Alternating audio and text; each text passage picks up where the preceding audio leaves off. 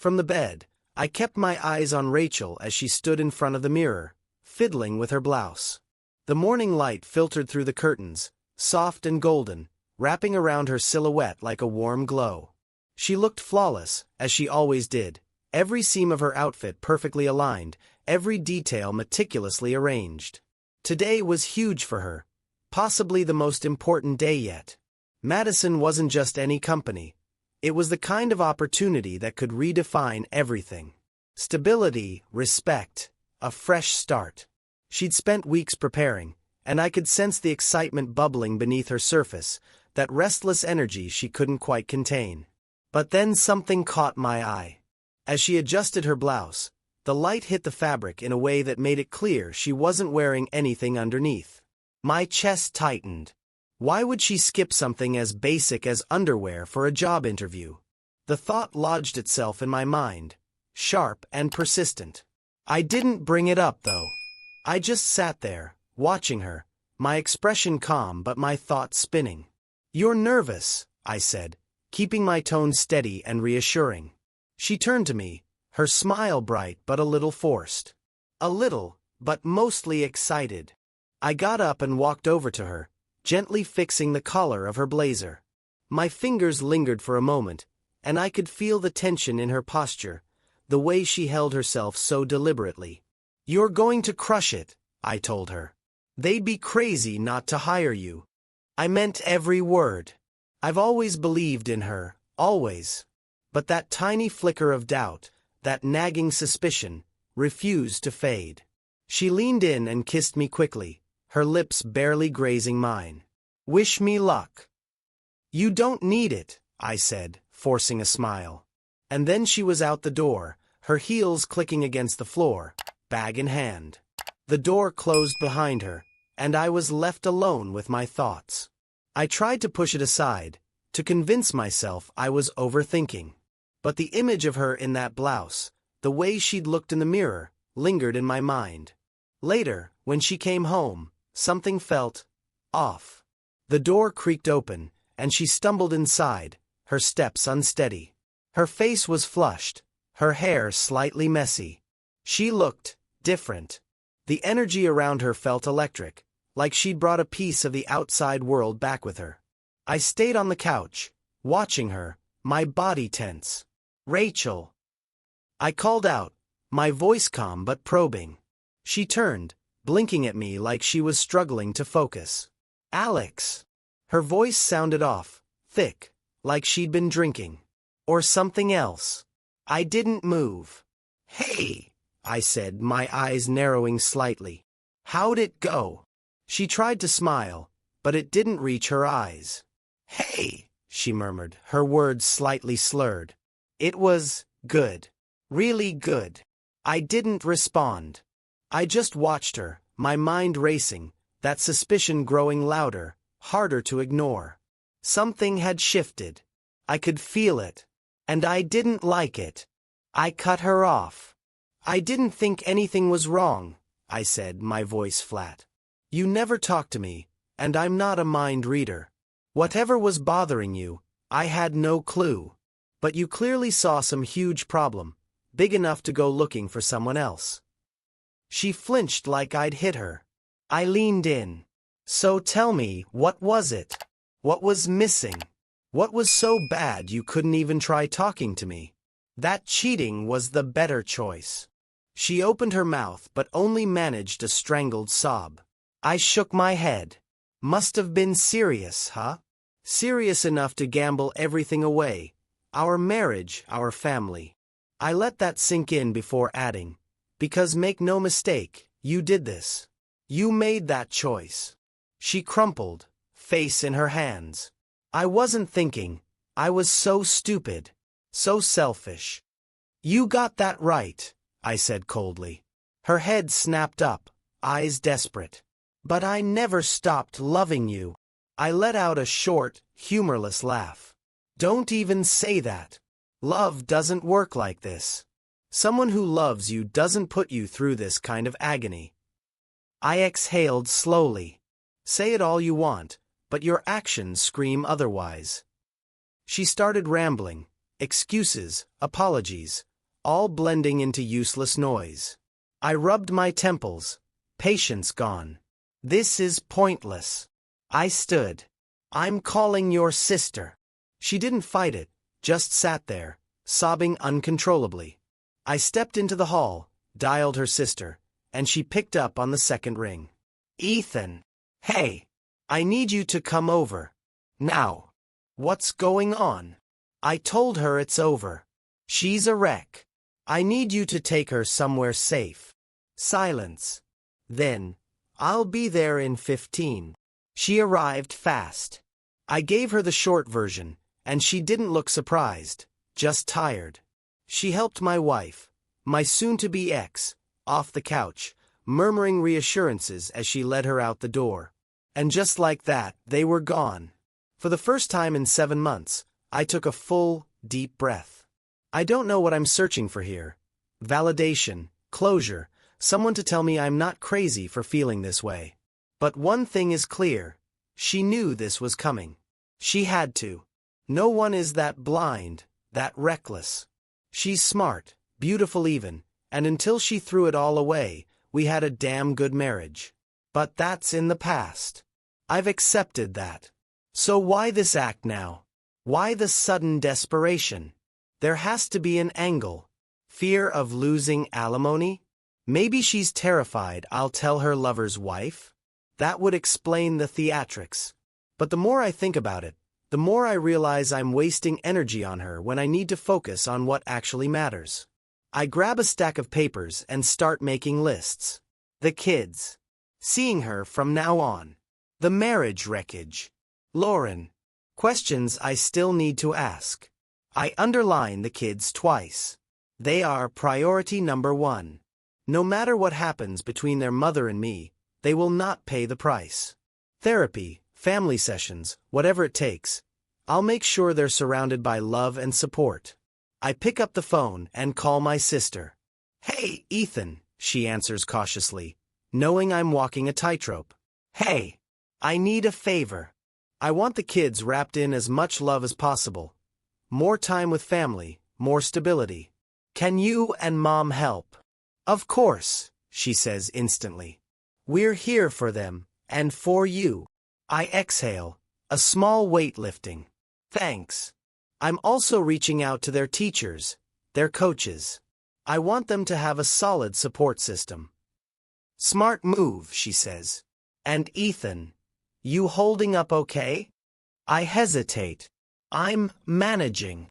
She doesn't push, and we hang up. My eyes land on the next note. DNA testing. My stomach twists. I've already gotten checked for STIs, wasn't about to take chances there, but this is something else. I need to know. Not just for me, but for them. If they're not biologically mine, they deserve the truth. I go online, book the test, then just stare at the confirmation email. What if they aren't mine? Would I still see myself as their father?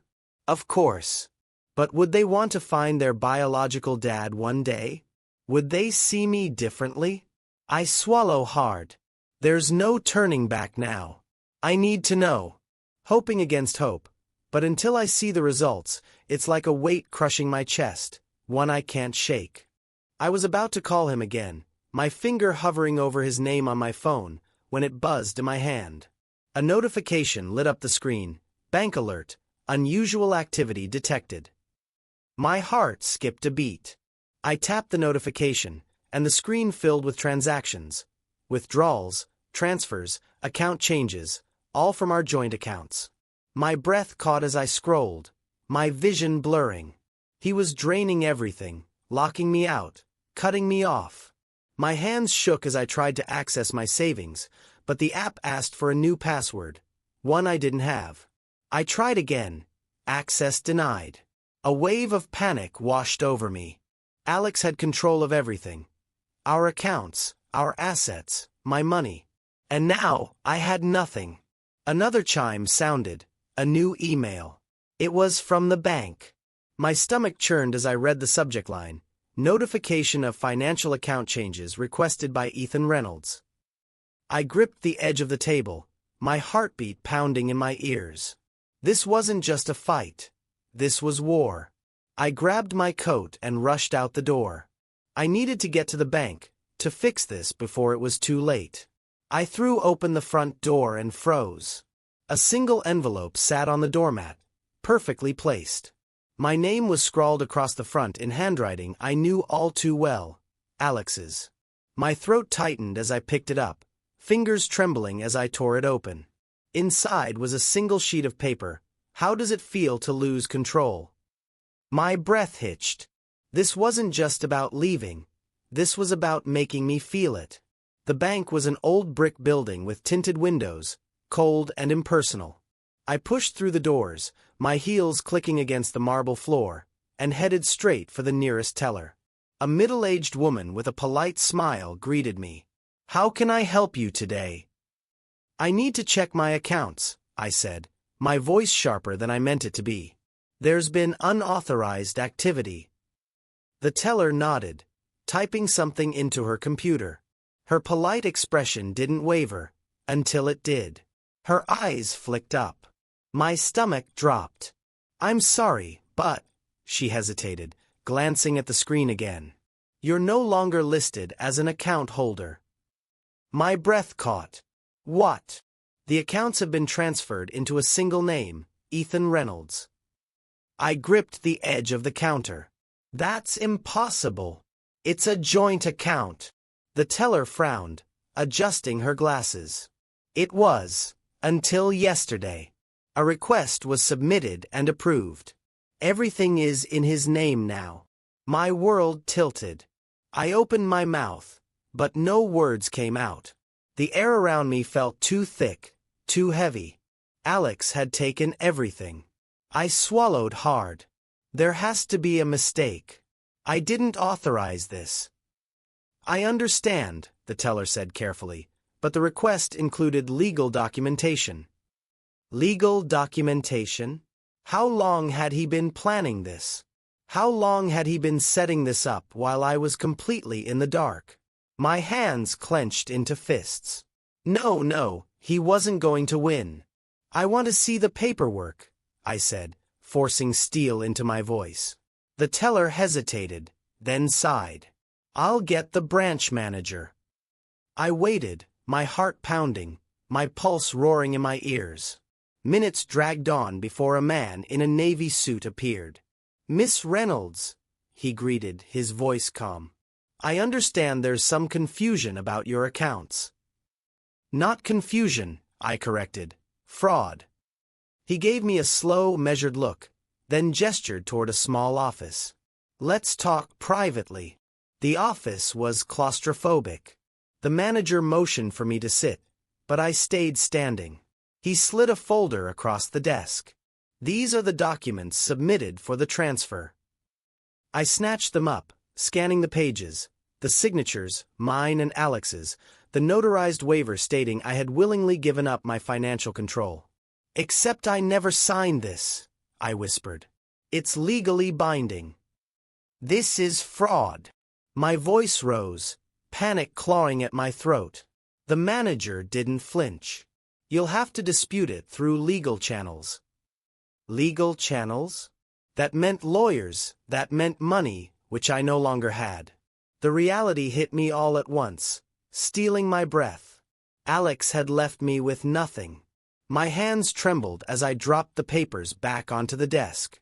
I felt sick, I felt trapped, and for the first time since this nightmare began, I realized just how far this went. Alex wasn't just cutting me off. He was dismantling me, piece by piece. I stumbled out of the bank, the world around me blurring into meaningless shapes and colors. The cold air hit my skin, but I barely felt it. I walked to my car in a daze, my pulse hammering, my hands shaking as I gripped the door handle. The weight of it all pressed down on me, crushing me under the realization that Alex wasn't just gone, he had taken everything. And I had no idea how to fight back. I sat in the car, gripping the steering wheel so tightly my knuckles turned white. "Breathe, just breathe," I told myself, but how could I? Everything was gone. My money, my security, my control. Alex had planned this meticulously, months, maybe longer. I had never noticed, never suspected. The betrayal was absolute. A sharp laugh bubbled in my throat, hollow, humorless. This wasn't just a divorce. This was a punishment, a lesson my own husband was teaching me, just how powerless I really was.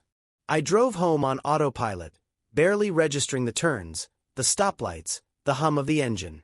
I needed to think. I needed to figure out my next move. But when I pulled into the driveway, something felt off. The house stood in front of me, unchanged, but there was an unnatural stillness to it, a wrongness that settled deep in my bones. I stepped out of the car, my heels clicking against the pavement, my breath fogging in the cold air as I climbed the porch steps. Then I saw it, the locks. I froze. The locks had been changed. My keys wouldn't work. The realization struck like a physical blow. Alex hadn't just taken my money, he had taken my home. A rush of panic shot through me as I fumbled in my purse for my phone. I dialed his number again and again. No answer. My heartbeat pounded in my ears as I scrolled to another contact. His brother, Daniel. The phone rang once, twice. Then, Rachel. His voice was cautious. "Where is he?" I demanded, skipping the pleasantries. A pause, then carefully. "He moved out this morning." My breath hitched. "That's impossible." My voice came out hoarse. But was it? Hadn't I felt it? The emptiness in the house. The way the air had already started to erase him? I turned back toward the door, pressing a shaking hand against it. "Daniel, I can't get inside," I whispered. Silence, then, "Rachel, listen. I don't know the full story, but Alex. He was different when I saw him. Cold. Final." The word sent a chill down my spine. "You need to talk to him," Daniel continued. "I can't." I snapped. "He's ignoring me. And now I don't even have access to my own house." More silence, then softer. "I think that's the point." I squeezed my eyes shut. No, no, no, no. I had been erased. I stood on my own doorstep, staring at the lock that had once welcomed me home. Now it was just another barrier. I tried to think who could help me, but every answer led back to Alex. The accounts, the house, our friends, his friends. And just like that, I understood. He had taken everything. Not just money, not just security, but my identity. I was a stranger in my own life, and Alex had made sure of it. My fingers curled into fists. This wasn't over, not by a long shot. I stood motionless on the porch, my fingers grazing the cold, unyielding metal of the door handle. My own home, the place where I had spent years building a life, was no longer mine. The locks gleamed in the dim afternoon light, their presence almost mocking. I had tried my keys 3 times already, each attempt more desperate than the last, but the result was the same. I was locked out. My breath came faster now, a slow panic unfurling inside me like a coiled snake. He planned this. He wanted me to feel this. I took a slow step back, eyes darting to the windows. The curtains were drawn, no movement inside. It looked abandoned, as if I had never lived there at all. I pulled out my phone again, dialing Alex's number for the 20th time that day. It rang and rang, then voicemail. I bit my lip, swallowing the burn in my throat. I should leave, should think, but my body refused to move. Instead, I reached into my bag, pulled out a pen and a crumpled receipt from the depths of my purse. With shaking hands, I wrote just 2 words on the paper. "Call me."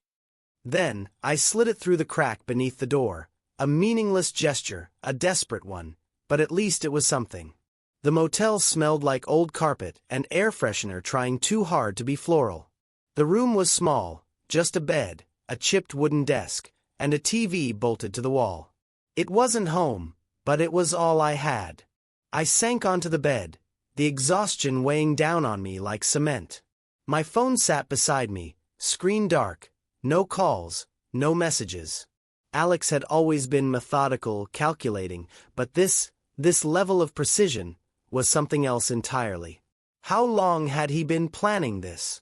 I ran a hand through my hair, forcing myself to think. I still had my phone, my car, the clothes on my back. That was it. No money, no place to go, and worst of all, no one to turn to, because he had made sure of that too, hadn't he? I opened my contacts list, scrolling through the names that now felt useless. Every mutual friend, his first, my family hundreds of miles away with no idea what was happening. I reached Daniel's name and hesitated.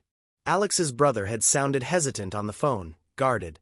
But there had been something else in his voice too, something that told me he wasn't completely in on whatever Alex was doing. I took a breath and pressed the call button. It rang, and this time he picked up. Rachel. Daniel's voice was wary. I exhaled. I need your help. A pause then. You shouldn't have called me. My stomach twisted. I tightened my grip on the phone. Daniel, I don't know what's going on. He's taken everything.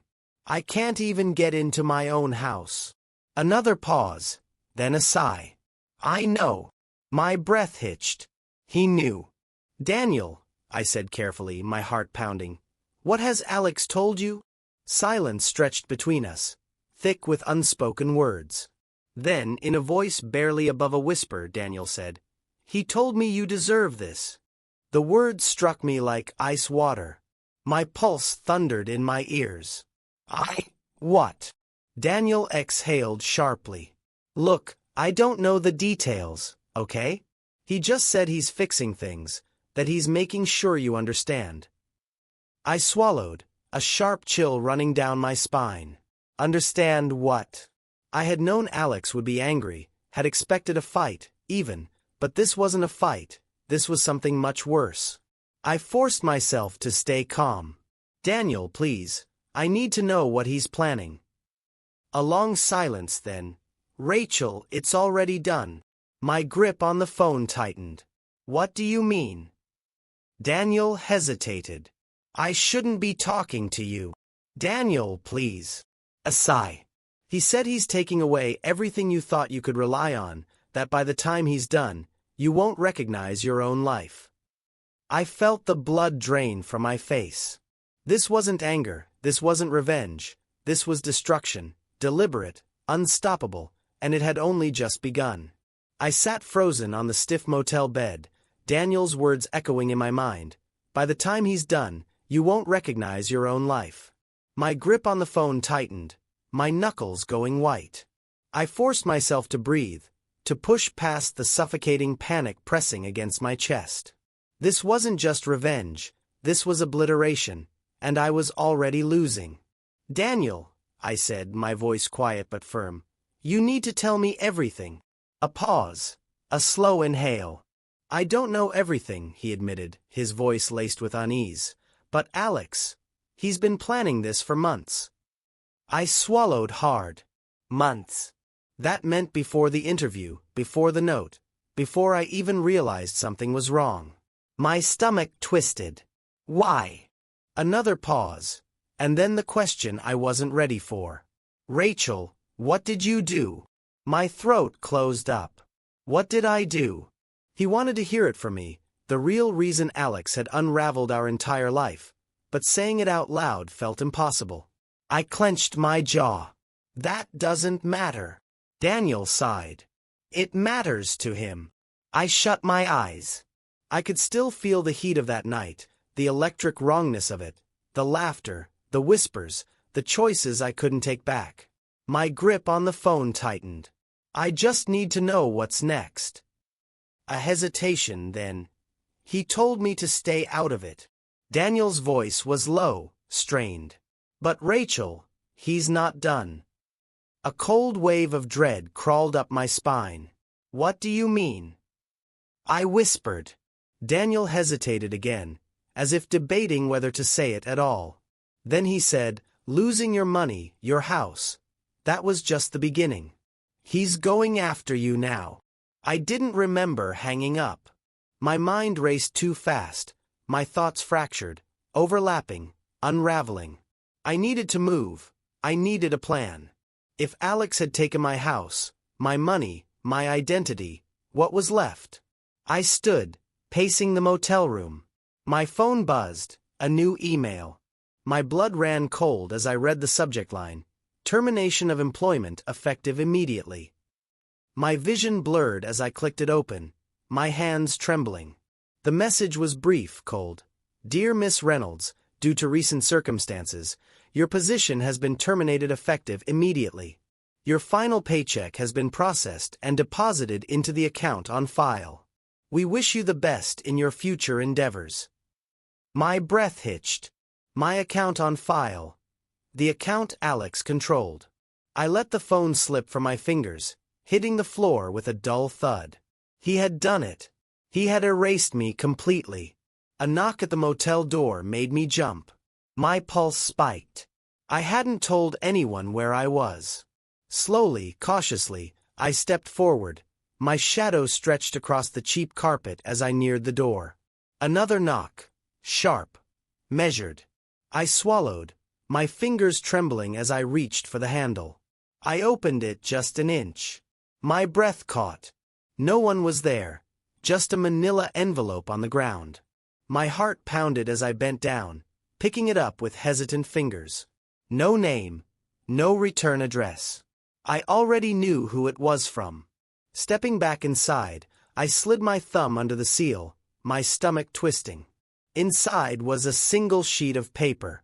My eyes scanned the words. My blood turned to ice. No job, no home, no money, no identity.